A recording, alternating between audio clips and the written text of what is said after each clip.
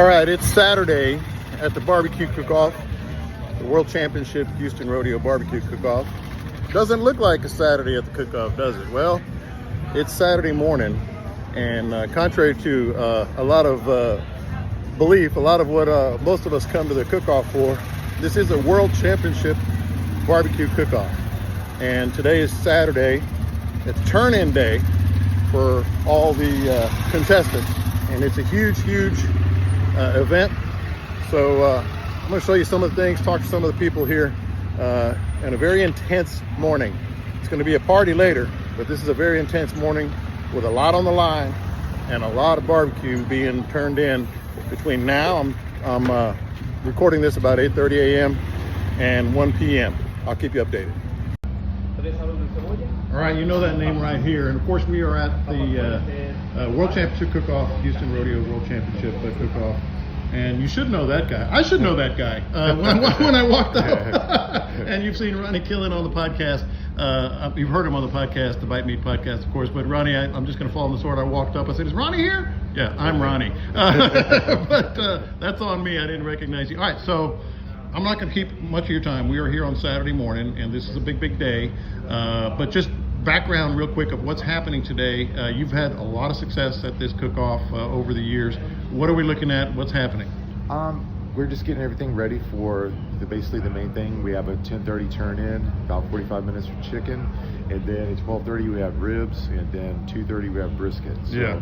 You know, it's crunch time. We're getting everything together, doing our finishing seasoning, sauces, resting briskets. You know, everything's the cooking. Well, the brisket's already done. They're resting. They're resting right here. And right here. Yeah. So we have this. We have I can open this cabinet, but you know, the brisket's in there resting. It looks really nice. Good color. Baby, it good smells smell. great too. You're just I wish YouTube had smell. And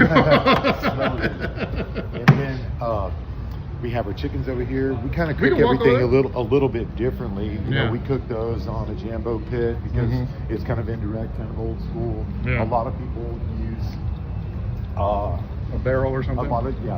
This is what everybody's using. I've been cooking chicken on it for a long time, and it's just, you know, I always put little onions underneath it because it's direct heat, and just so we don't burn anything.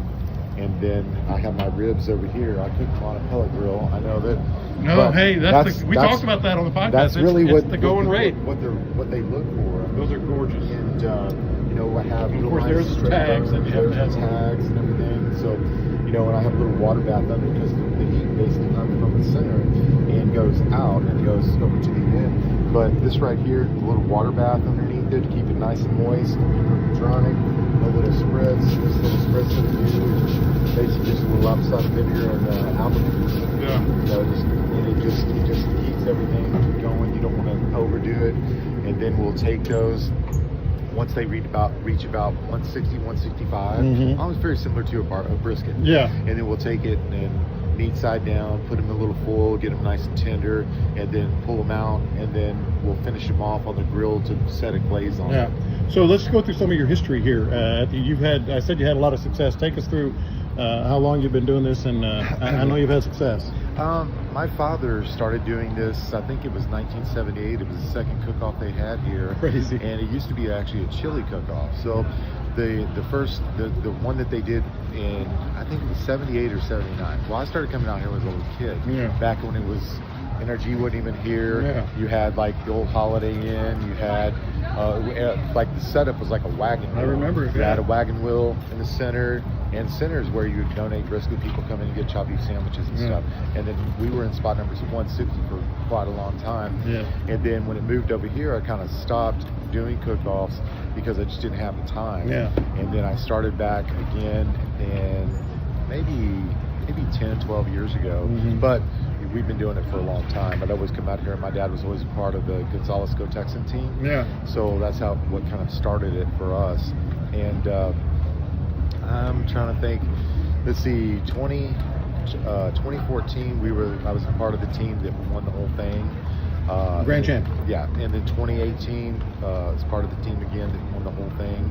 I've been finalist numerous times in ribs, top 3, 2 years ago we came in 7th overall out of like, I don't know, I think there's like 250 teams, but spots there's like 450. Right. So you have a lot of, you know, teams. Like we only have one spot this year because last year we had 3, and I messed up my back and everything. So I was like, I didn't really get to, you know, we didn't, you know, they came and said, well, you didn't really entertain very many people. And it's like, look, I entertain at my restaurants all the time. I go, let's do this. This is fun. This is supposed to be fun. This is fun, work. isn't it? I mean, you wouldn't still be doing it. You know, it's the competitive side of me that I really enjoy, and it's about really seeing where barbecue trends and everything start, where they go, because cook-offs and stuff, but cook-off briskets and barbecue is completely different than what you cook in general public. You know, at a barbecue restaurant, you want people to half pound. You don't want them to eat one bite. So that one bite, you have to make it really over salty, over spicy, over everything, sweet, whatever you're doing, because it's only one bite. So you have to light them up. You know, so that's the same thing that we do, like the best bites, which is kicks off the rodeo, which they are like, how come you don't do it anymore? It's like, I got about 30 buckles. I don't need it anymore. And not being cocky, I'm just being, man, you're a legend. You know, the competition, when we go to do a competition, we go there to win, not to practice. You know, and that's just the way I've been. Some people always, well, that's kind of cocky, conceited. It's like, look, it's what you do. Know, we do, because if we go there and we don't, then we suck. So you know, so it's like we have to go. You know, that's just how we do. And you know, I enjoy the cook-off, and it's like I just don't. I feel sorry for the judges, because how can you judge so many turn-ins? And especially a long time ago, they used to do, each team had one turn-in. So you could either do brisket, now you can do every category. Now you can do every category. So you know, you think about 250 turn-ins on chicken, ribs, brisket. It's a lot. That's 5 judges 250 times. Exactly. You know, and so you don't know what this group of judges versus that group of judges. You know, and that's one thing about the judging. You could have a turn-in. It depends on too, where it's like a luck of the draw, a roll of the dice. You know, because how can you, if, like, say for instance, you're at a table and yours is going to a certain table, well, they've already picked the highest score they can get, you know, as far as the points, and you can maybe out of the running before you even put your food down. That's true. You know, so it's just, it's like, you know, where you're located in the turn-in, when you're turned in, exactly, because you know, that's really the key thing, because if you have good food, it stands out, and it hits the end, well, they could already have the numbers already done. So it's like you can't really, it's hard to do that. Just 2 more things, again, because I know this is cutting time here, and I don't want to be blamed for anything. Basically is what it is. One thing that has always fascinated me, Ronnie, is the combination of, this is an enormous party for the city of Houston and the state of Texas, but you're also competing, you know, and trying to do this in the midst of total bedlam. It has to be crazy. It really is. I mean, I sit there and I people watch and look at everybody, and it's just, you know, the madness, the barbecue. I don't know what you could say, but how crazy barbecue has become, how big it is, and how, you know, like, I was sitting there and I was talking to Wayne Mueller not too long ago from Louis Mueller's, and I'm like going, can we sustain this type of barbecue, you know, because the cost is expensive, the wood is expensive, and the more barbecue places you have, everything keeps on going up because there's such a demand for it. I remember when I first started out in barbecue in the 90s, it's like you cook select and maybe choice. Now it's like prime, wagyu, different stuff. It's like choice. Now they grind up for hamburger meat, you know. It's like they just know, you know, there's not, and it's like, it's just where it's gotten expensive. It's like, if I'm going to spend $30-something a pound for brisket, I'll just go get a steak instead. Exactly. You know? Or make one at my house, because it's just so hard to do and time consuming and everything. All right, last thing, we saw the chicken and the ribs. Let's go see how it works with your brisket. Okay. Explain it to us. The brisket, we just cook them on these Jambo pits right over here.